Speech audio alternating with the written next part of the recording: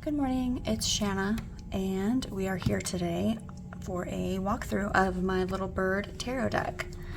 A couple disclaimers to begin.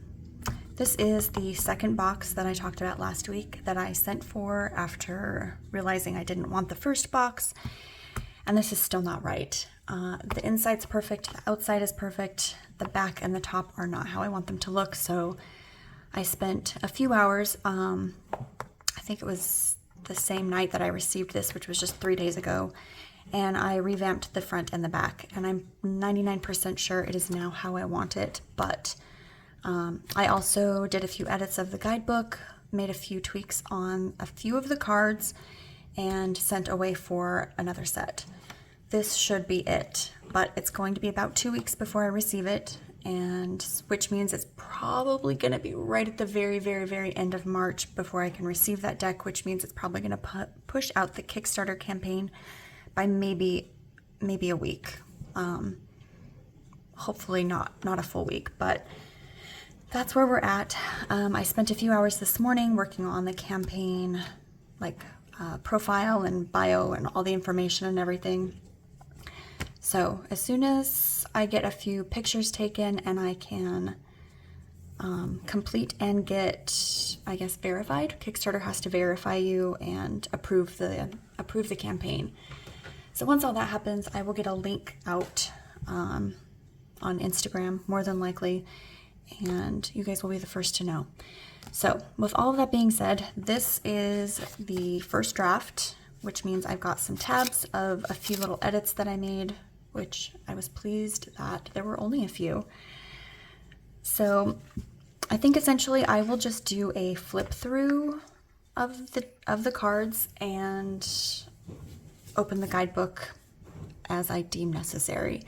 The structure of the guidebook is that I have the card, I have a meaning, I have the name of the bird and the name of the plant, if there's a plant on the card. Go into a description of how the bird relates to the card, a little bit about the bird itself, and then a little bit about the plant and how it relates to this particular energy. There are a few cards that either don't have a plant or I could not identify the plant. Most of Audubon's cards, they're not cards, most of his plates include the name of the bird and the plant. But like I said, there were a couple that he just didn't have that on there, and so sometimes I was able to Google, find the plate number and figure out what, oh my gosh, my laundry is being so loud. I was able to Google and figure out what the plant was, but sometimes I wasn't. And in those cases, I just didn't put a plant right up in the book. So that's where we are with that. And I think the other thing of note is that there are, I want to say 2 or 3 cards that I edited out a bird. So like for this one, it was just the one bird for the Emperor, and I took this one out, but I really wanted to show what the original artwork was, so that's in the guidebook. And I will mention what those are as we go. And lastly, at the end of this, I want to show the court cards and the aces, because I've designed it in a way that the aces, if you lay them all out, are clearly a set. And the same goes for the pages, the knights, the queens, and the kings. So we'll get into all of that at the end, but for now, we'll just do this flip through and pop open the guidebook as we go, if we want. Oh, we're missing, where did I put him? Right there. All right, starting with the Fool. Oh, these are the backs. I think I've already shown them, but in case I haven't, that's that. They are not technically reversible, but I feel like it's enough that if you're just flinging cards, it's doable. I don't technically read reversals, so that wasn't something that was important for me, and I loved this particular graphic, so that's where we are with that. All right, the Fool. The Magician, the High Priestess, the Empress, the Emperor. This is that one I said that, you know, I removed the one bird, so. Another thing of note, there are, I want to say this is like my third or fourth draft of the deck. And I thought I had everything perfect and that this was going to be the final deck, but there were still a couple little niggly things, like his tail is a little cut off, so anything like that I have fixed. Everything should be well within the cards. I just, you know, shrunk him in a little bit so he fits in nicer, and that will be different on the final deck. The Hierophant, the Lovers, the Chariot, Strength. This is one of my favorites, and if you are afraid of spiders, you probably can understand why. The Hermit, the Wheel of Fortune. This is another one that I, you know, zoomed in so that nothing was cut off. These two leaves won't be cut off in the final deck. Justice. I do want to, like I said, I want to read a few of the entries as we go. I mean, these are birds, right? So I feel like sometimes I feel like maybe you might be wondering how the heck that correlates to justice. But, so let's read into this. If you want to fast forward and simply pause, feel free. But I am going to read out loud a couple of these. All right, perched on a branch, facing west and east, two sparrows embody balance and fairness. In the Justice card, the east signifies the dawn of enlightenment, while the west represents the end of a cycle or the resolution of a situation. Opposing forces harmonizing. The Canada bunting tree sparrow's harmonious song resonates with equilibrium, urging fairness in your actions.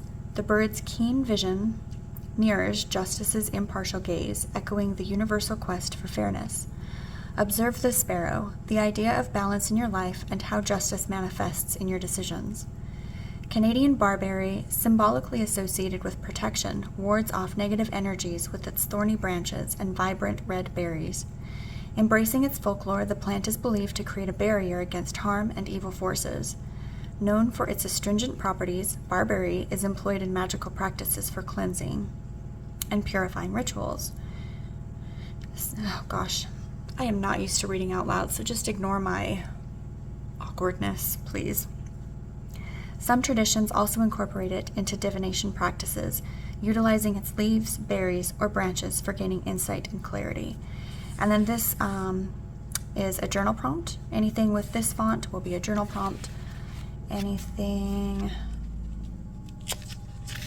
labeled Field Notes is generally going to be some kind of quote from Audubon himself. That he wrote up for this particular plate. And the term plate, because I probably will use that a few times, comes from, I guess it's just how they referred to what the, what the images were put on to begin with. I will put a description below in case you're curious, because I can't remember. I looked it up and now I don't remember. So just trust me. And if you're curious, look below. I'll have it down there. All right, moving on awkwardly. The Hanged One. This is another favorite. Looking at his little worm. Death. Just throwing things again. All right, Temperance. And if you are curious, you know, if there's any entry in the guidebook that you're curious about that I don't read today, feel free to comment. I can, you know, I don't mind messaging you on Messenger or Instagram, or email me. My email's in my profile. Okay. Temperance. The Devil. This is another favorite. I chose this specifically because of it looks like the chains that you see in the Rider-Waite, classic Rider-Waite card. And I love him for that. This is one of my favorites. Okay. The Tower. You can see that there's, you know, falling down here. But we've got the solid base. Also, you know, this little berry up here just, to me, felt like symbolic of that lightning that you see in the classic Rider-Waite card. So, the Star.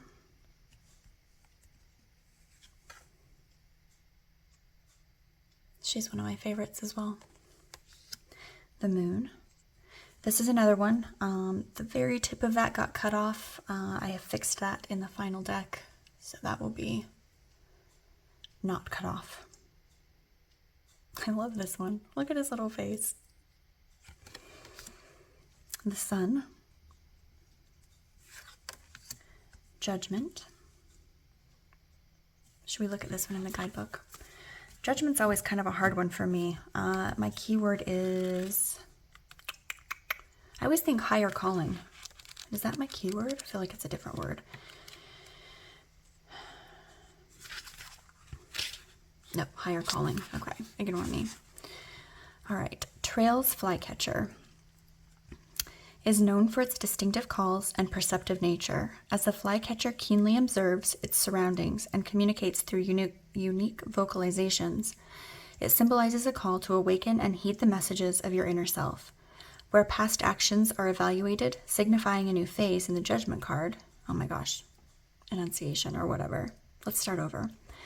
Where past actions are evaluated, signifying a new phase, in the Judgment card, Trail's flycatcher prompts introspection and a reevaluation of your journey.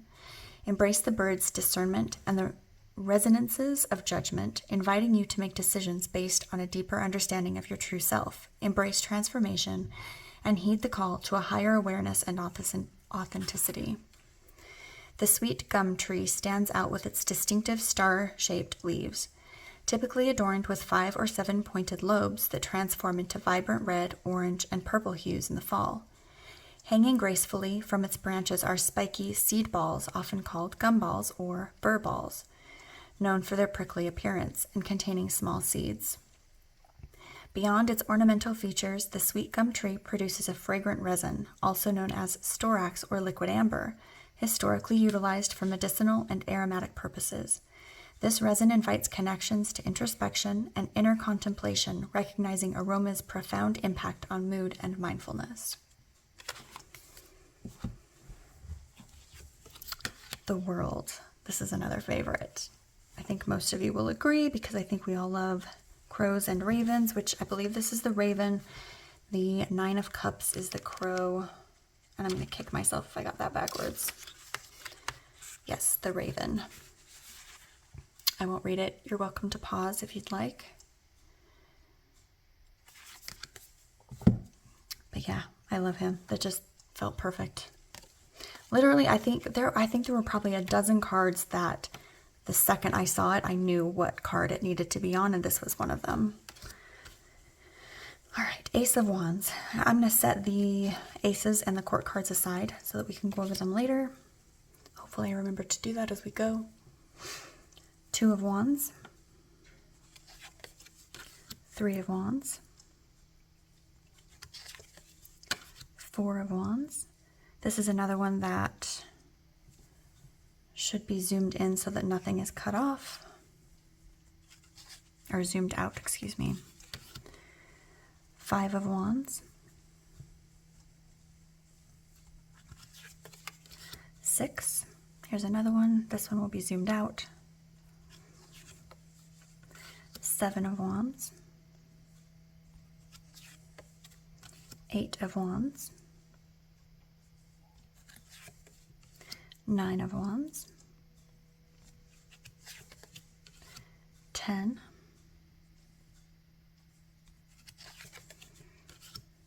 all right, Page of Wands. Set this one aside. Knight of Wands, oh my gosh. I don't even care. I like this stack of rocks, so we're just going to fix it if I keep hitting it. Set them aside. King of Wands, which clearly means I am out of order. I've had a few friends look through this, so I will pause and make sure it's in order. Okay, we're back. Queen of Wands. And the King.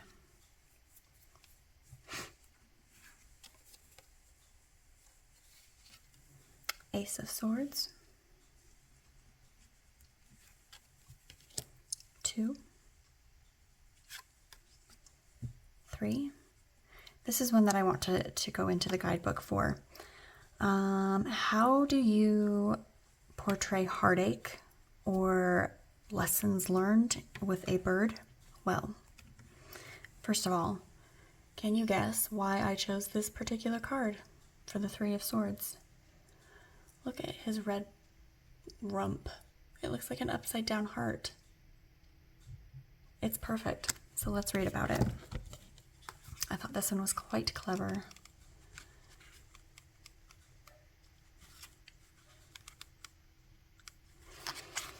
All right, 3 of Swords, keyword heartache, and we've got the catbird and blackberry. The gray catbird, recognized by its distinctive rufous undertail coverts visible in flight. Wow. I don't know how to read out loud, you guys. Be patient with me, please. Is celebrated for its mimicry, including a unique mewing sound reminiscent of a cat's meow. Thriving in dense vegetation.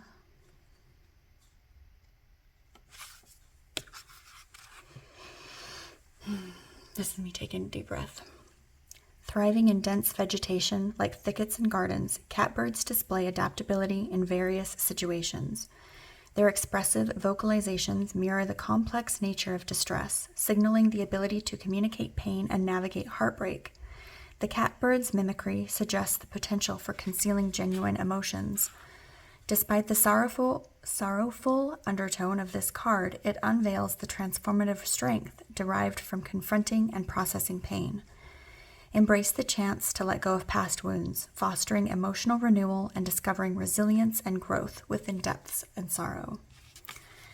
So the blackberry bushes, with their thorny exterior and sweet fruits, serve as poignant symbols of resilience and growth. Like them, your journey involves phases of growth, flowering, and fruiting, encapsulating the highs and lows of your experiences. Guided by this card, confront and recognize the existence of pain. Envision harvesting blackberries, navigating past thorns, an evocative process of showcasing the card's promise of healing and eventual growth. I love that. Okay. Moving on, we have the 4 of Swords, and I just love this one. How sweet. Keyword is respite. And this little mama bird's laying in her nest, resting, as restful as it can be to be sitting on your eggs, getting little worms delivered to her. Just a little grub hub. Get it? Okay, sorry. 5 of Swords. 6 of Swords. 7 of Swords. I will point this out. This little yellow bird is sneaking away while the rest of the birds argue. I thought that was a perfect depiction of trickery for the 7 of Swords. This is another one that when I saw it, I knew it had to be the 7 of Swords. All right, 8 of Swords. This one was a hard card. This was another hard one. There were no images of birds being tied up, you know? So I won't read it, but I will pull it open so that you can pause and read it. I don't want to torture anyone more than necessary listening to my read. Look at that. So there's that.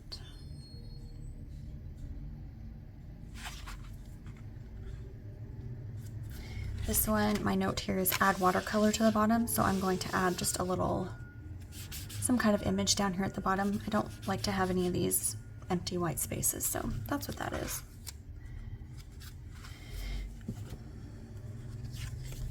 Nine of Swords, which I thought was perfect.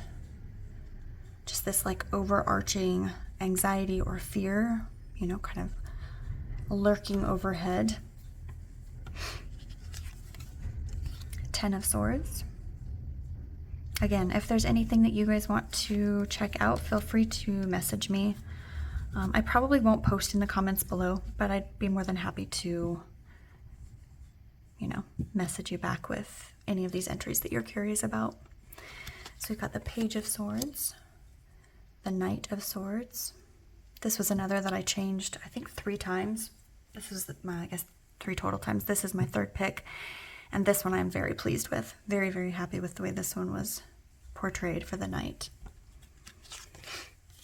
Queen of Swords. Oops, did I miss one? No, I'm just out of order. All right, and the King. Ace of Cups.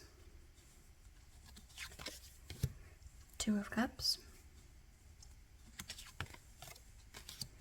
3.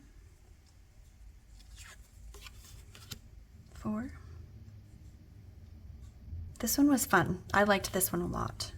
Essentially, again, I won't get into the guidebook. Reading out loud is a little too much for me, apparently. This one, he is stuck on this dried up husk that's sitting in front of him. He's just obsessed with the fact that he has nothing, right? When behind him, he's got these beautiful, lush blossoms just waiting to be eaten or enjoyed or smelled or whatever, but he's just in this place in his mind that he can't quite get himself out of. So I guess that's the vibe of this card for me. Love that.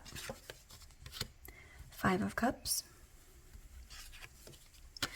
6 of Cups. This is one of my favorites. This is sort of one that I feel resonates with me right now. It's also another one that I zoomed out of so that her little rump would not be cut off.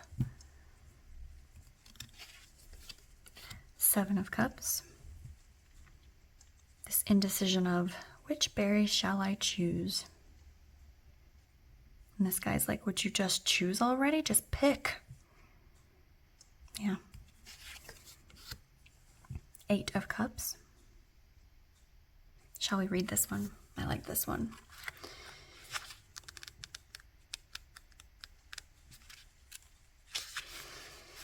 All right, I'm going to torture us again. The crimson-fronted purple finch carries symbolism related to love, passion, and vitality. The crimson color represents intense emotions and a strong connection to heart matters. The finch's vibrant appearance shares the intensity and enthusiasm you bring to the quest. The finch is known for their nomadic behavior, which means they can move to different areas for food and sustainable nesting sites. Their movements can be irregular and driven by food availability. The 8 of Cups signifies a departure, and the bird's migration relates to your need to leave behind something that has grown stale or unfulfilling in your life. Embark on a quest for deeper emotional and spiritual fulfillment, like the finch migrates in pursuit of better resources. Bravely let go of what no longer serves your well-being and seek a more enriching path. And then a couple journal prompts here. This is another one that did not list the plant, and Google did not provide an answer for that, so my gosh. We did multiple journal prompts. Oh my gosh. Multiple journal prompts because we had space for it. So something else, in case you noticed, the little white line here obviously is I'm not sure if that's a me thing or if that was a printer thing, but the next book will tell. I did make sure that my image covered where it should, so we'll see how that turns out, but that will not be on the final. If that's an issue, I will reach out to the printer and see how we can rectify that. So no worries there. All right, 9 of Cups. This is the crow, the American crow. I just love him for this card. I think this was another that I just knew needed to be the 9 of Cups. 10 of Cups. I just love this little arch. This sort of reminded me of the rainbow that you see in the classic Rider-Waite, without obviously being a rainbow, and encapsulates that legacy of family. I don't know, to me this is like, you know, like maybe the older birds are here, the mother bird is here, someone's going out on their journey or to catch their dinner. It encapsulates that family unit to me. All right, Page of Cups. Another little close-up. Again, we'll get into the pages and why I chose them here in just a minute. Knight of Cups. Queen of Cups. She is probably my well, maybe besides the Devil, this is probably my most favorite card in the deck. She just fit on this card perfectly, like she was meant to be here, so. Should we read in the guidebook? Okay, I really want to, so we're going to. That's why we're here, I suppose. We're only 26 minutes in, you guys. We're not doing too bad. Okay, the great blue heron moves with a hushed elegance that seems impossible for a bird of its size. She cautiously places one foot in front of the other, pausing with each step, lowers her head at her reflection, and silently waits for her finned prey. The distinct blue-gray plumage hints at the depth and complexity often associated with the Queen of Cups. The muted tones imply an emotional expression that runs deep but doesn't overwhelm.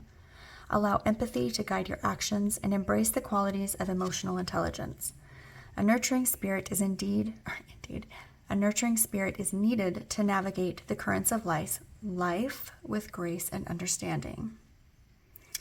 There's a reason I should stop doing that. Okay.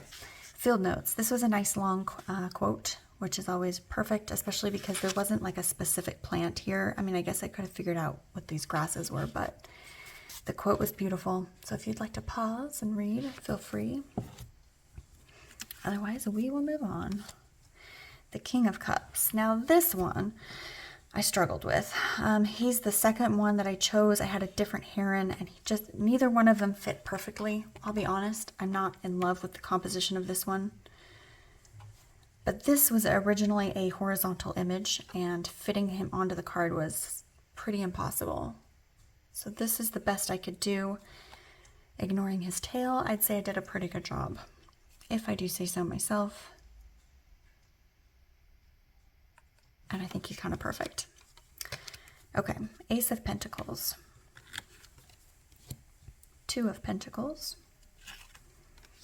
3. This is another one I zoomed out of so that we don't lose, you know, any of the details here. So they're just in a little bit more. This is the same image that's on the cover of the box. 4 of Pentacles. 5. 6. 7.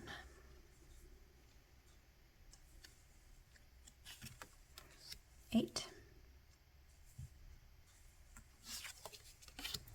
9 of Pentacles. 10 of Pentacles. Again, we get that family unit.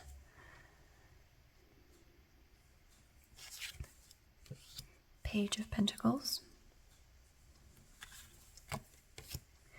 Knight.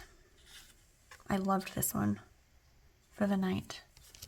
I think the Pentacle suit, well, I don't know. I was going to say they're my favorite, but I really like the cups too. But then when I say that, I really like all of them. So Queen of Pentacles and the King of Pentacles. So since we have these out, let's look at each of these. So the King and Queen. It was important that that each of these are looking at each other. For me, that was something important.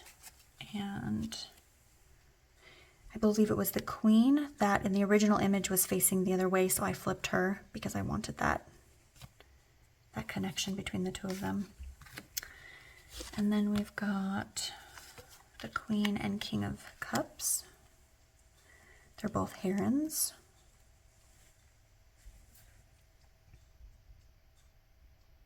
It just feels like they're in the same, you know, like she could just be back here or over here. I just like that connection. The King and Queen of Swords. Now this one, pull up.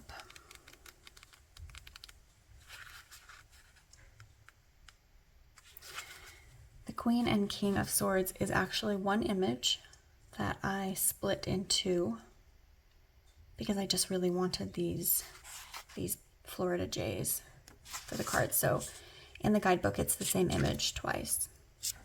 They do have their own write-ups, each of them.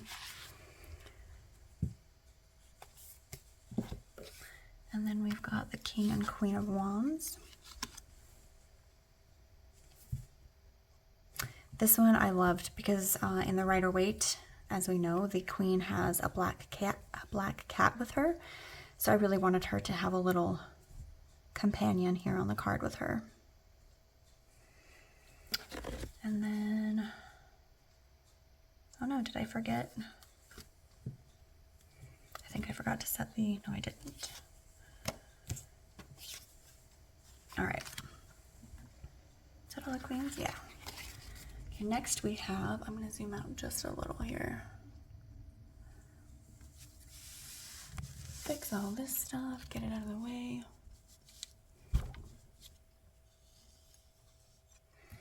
All right, so we've got the Knight of Pentacles, the Knight of Cups, Knight of Swords, and the Knight of Wands. I guess we can come in just a little.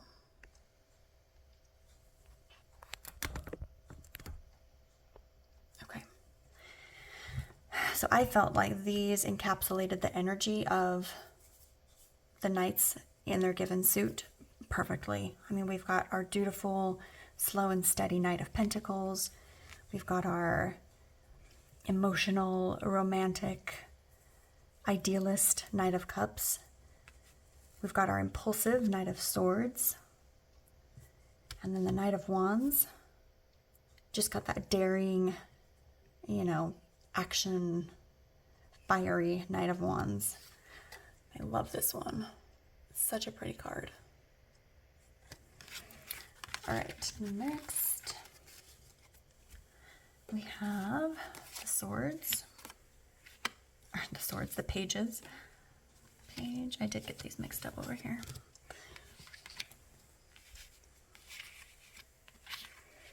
Now for these, I really wanted some kind of feel of kind of a newness. So we've got, you know, the little acorns. We've got this butterfly that sort of embodies that adventurous spirit of the Page of Wands. Page of Pentacles here with our, you know, just the beginning seeds or buds, small fruit. It's not quite developed. And then the Page of Cups. I thought this was perfect. I mean, he's blue, which if Audubon had enough blue birds, I probably would have done the entire cup suit in blue birds, but alas, there was not ones that fit anyway. But he does have his little, you know, in the Rider-Waite, we've got the page with the fish in the cup. And this just says dreamer to me. You know, he's like chatting with the little spider that's coming down. I think that's, I don't know. It makes me happy. So, and hopefully you guys get that same sense. Lastly, we have Ace of Pentacles. Excuse me, geez. Aces, period.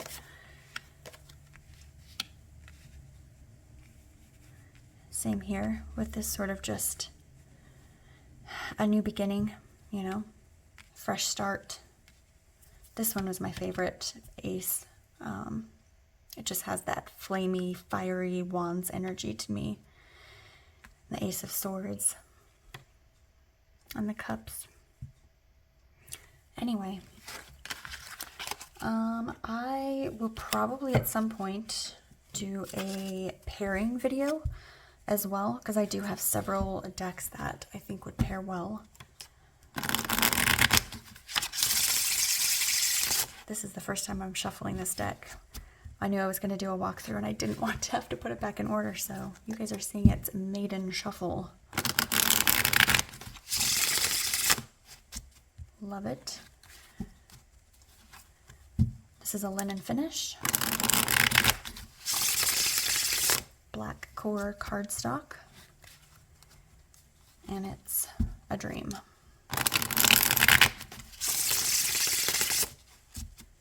Overhand is just as lovely.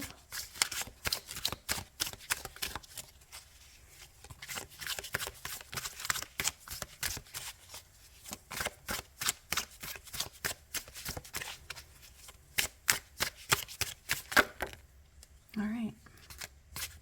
So that's that. And if you have any questions, definitely let me know. Keep an eye here. Like I said, the Kickstarter link at least will be going up soon. So let me know if there are any decks that you want to see with this, and if I have it, I will include it in my walkthrough. And honestly, I might not even wait till next week. Maybe I'll just film that right now and post it again, post another video tomorrow. So living on the edge, posting 2 videos in a week. But that's it, you guys. Thank you for joining me. Thank you for sitting through this, and thank you for listening to my awkward reading aloud. I'm excited, and this was fun. And oops, title card. So anyway, talk to you guys later. Bye.